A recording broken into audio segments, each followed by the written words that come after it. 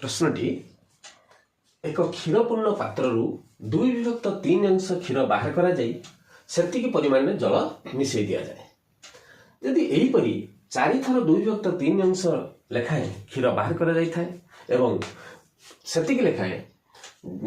सेतिकी परिमाण में जल यदि मिसा जाई थाए तबे मिसा जिबा परे क्षीर और जलर अनुपात केते हबो।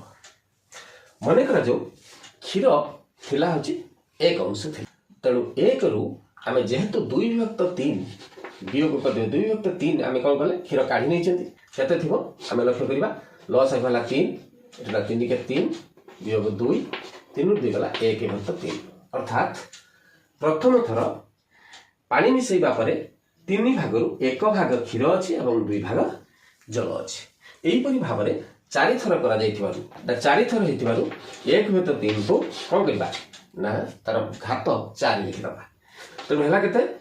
1 को 4 थर गुणले हबो 1 3 को 4 थर गुणले 3 3 9 3 27 3 81 तबे मोट 81 लिटर रु 1 लिटर होचे केते क्षीर एवं 80 लिटर होचे जल तबे 1 अनुपात 80 तेणु क्षीर एवं जलर अनुपात क्षीर एवं जलर अनुपात आसीबो केते ना 1 अनुपात 80।